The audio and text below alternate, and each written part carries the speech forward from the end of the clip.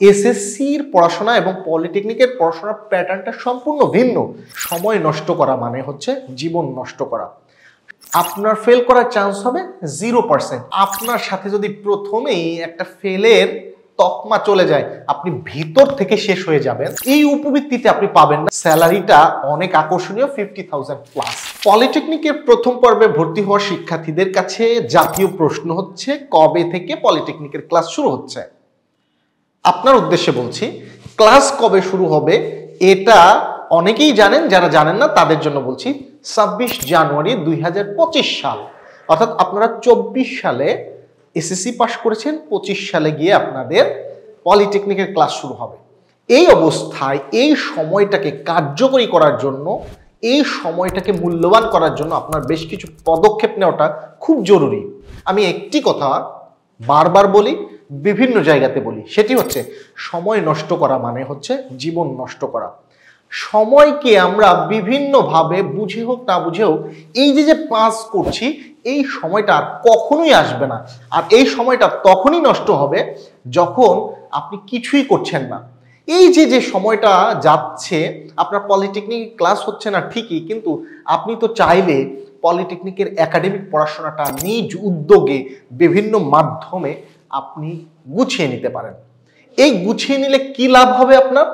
অতীতের রেজাল্ট ঘেটে আমরা দেখতে পাই যে পলিটেকনিকের প্রথম পর্বের শিক্ষার্থীরা ভালো ভালো রেজাল্ট করার পরেও, A+ নিয়ে এসে পলিটেকনিকে ভর্তি হওয়ার পরেও দেখা যাচ্ছে 35 থেকে 40% শিক্ষার্থী পাশ করে, 60% শিক্ষার্থী পাশ করে না। এখন আপনি যদি এখন পড়াশোনা গুছিয়ে রাখেন, তাহলে কলেজ লাইফের জীবনটা আপনার জন্য সহজ হয়ে যাবে। প্রথম সেমিস্টারে আপনার সাথে ফেল করার যে কলঙ্ক, এই কলঙ্কটা জড়ানোর সম্ভাবনা একেবারেই কমে যাবে।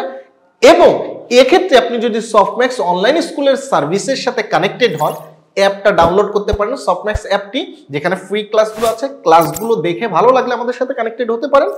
আপনার ফেল করার চান্স হবে 0%, কারণ আমাদের তত্ত্বাবধানে থাকলে কিভাবে আপনি ভালো রেজাল্ট করতে পারবেন, কিভাবে আপনার এগিয়ে যেতে পারবেন, সামগ্রিক দিক নির্দেশনা দেওয়া হবে।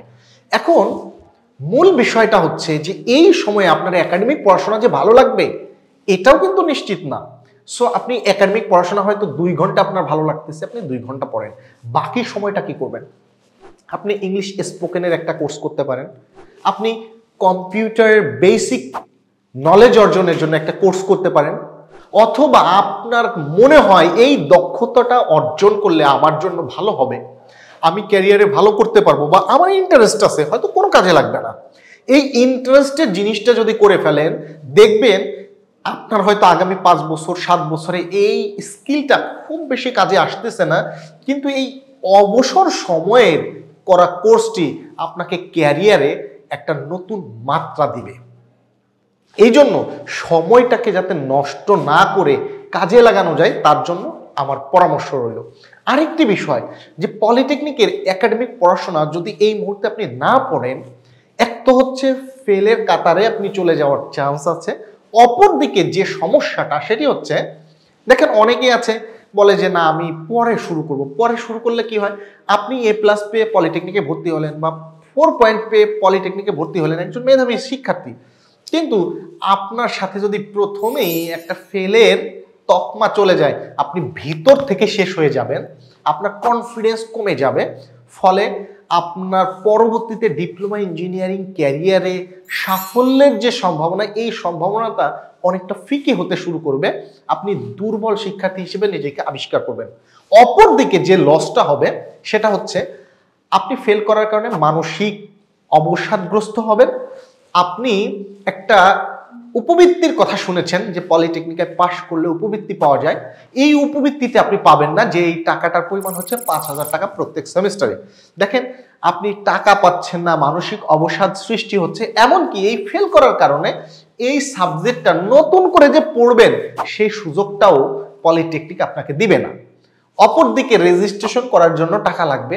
সো বুদ্ধিমান হিসেবে আপনার উচিত হবে যে আপনি যেমন এখন ফ্রেশার আছেন, নিষ্পাপ আছেন, নিষ্কলুষিত আছেন, এই নিষ্কলুষিত হিসেবে ডিপ্লোমা ইঞ্জিনিয়ারিং ক্যারিয়ার জার্নিটা এগিয়ে নেওয়া। এখন অনেক ক্ষেত্রে মনে হতে পারে যে আমি এই যে 2-3 মাসে একাডেমিক পড়াশোনা পড়লাম, যেহেতু 6 মাসের একটা সেমিস্টার আমি গুছিয়ে নিতে পারবো, আমার লাভ কি? লাভ আছে। যেমন অনেক শিক্ষার্থী এখন থেকেই প্রথম সেমিস্টার, দ্বিতীয় সেমিস্টার, তৃতীয় সেমিস্টার থেকেই কি করে, সে ডুয়েট ভর্তি প্রস্তুতি গ্রহণ করতে পারে। এখন যার একাডেমিক সিলেবাস শেষ করতে পারে না, সে কি উচ্চ শিক্ষার কথাটা তার কাছে বিলাসিতা মনে হবে কি না? আপনি তখন কিন্তু ওই বিষয়ে চিন্তাই করতে পারবেন না, তখন মনে হবে যে বাড়তি বোঝা আমার উপর চাপাই দিচ্ছে। চাকরির প্রস্তুতিও যদি আপনি গ্রহণ করতে চান, আপনি আপনার সময়কে সেভ করতে পারবেন। আর প্রথম সেমিস্টারে কেউ যখন ভালো রেজাল্ট করে ফেলে, কেউ যখন নিজেকে গুছিয়ে নিতে পারে এবং মেধাবী শিক্ষার্থীর তকমা পেয়ে যায়, তখন পুরো শিক্ষা জীবনটা এভাবেই যাওয়ার চান্স থাকে 90%। সো এই জন্য আপনার সময়টাকে সেভ করে যদি আপনি পড়েন, এই পড়াটা আপনাকে এগিয়ে রাখবে অন্য দিক থেকে। যেমন অনেক শিক্ষার্থী আছে যে যারা দ্বিতীয়বারে ডুয়েটে চান্স পায়। তো আপনি এখন থেকে পড়াশোনা গুছিয়ে রাখলেন মানে হচ্ছে আপনি সবসময় সময়ের ম্যানেজমেন্টটা ঠিকভাবে করছেন। ভবিষ্যতে একাডেমিক লাইফেই ডুয়েট ভর্তি প্রস্তুতির কোর্সটাও কমপ্লিট করে আপনি ডুয়েট ভর্তি প্রস্তুতিতে অংশগ্রহণ করে প্রথমবারে যদি চান্স পান, আপনার ওই সময়ে গিয়ে 1 বছর সময় বাঁচবে, অর্থ বাঁচবে।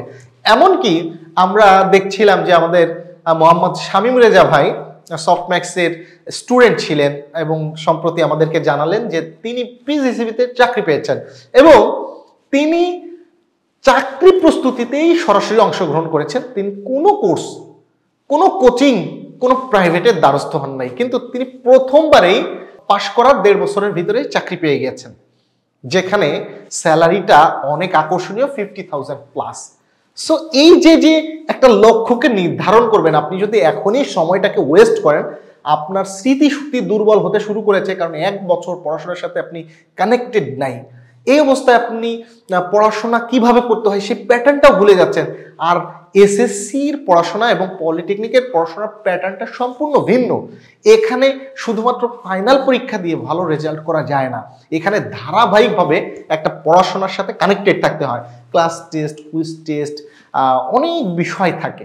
সামগ্রিকভাবে আপনি পড়াশোনার সাথে কানেক্টেড হওয়ার জন্য আগ্রহী হয়ে থাকেন এবং সমস্ত তথ্যগুলো যদি জানতে চান, তাহলে স্ক্রিনে দেখেন একটা হোয়াটসঅ্যাপ নাম্বার আছে। এই নাম্বারটাতে যদি আপনি কল করেন, তাহলে আমাদের প্রতিনিধি আপনাকে পলিটেকনিকে যাবতীয় তথ্য দিবে, পড়াশোনা সংক্রান্ত সুযোগ সুবিধাগুলো সম্পর্কে জানাবে, এমনকি সফটম্যাক্সের ডায়মন্ড প্রজেক্ট 2025 আপনাকে কি কি সুবিধা দিবে সেই সংক্রান্ত বিষয়গুলো সম্পর্কে জানাবে। আর আপনার যদি জেনে ভালো লাগে, তবে আপনি সফটম্যাক্সের সার্ভিস নিতে পারেন। আপনার সফটম্যাক্সের সার্ভিস নিতে হবে এটা জরুরি না, জরুরি হচ্ছে আপনার কোনো না কোনোভাবে পড়াশোনা করতে হবে। আর একটা বিষয় অন্তত জরুরি, সফটম্যাক্স অ্যাপটা আপনি ডাউনলোড করেন, ফ্রি কোর্সগুলো দেখেন, যেটা আপনাকে বুঝতে সহায়তা করবে সফটম্যাক্সের সার্ভিস কেমন। ধন্যবাদ।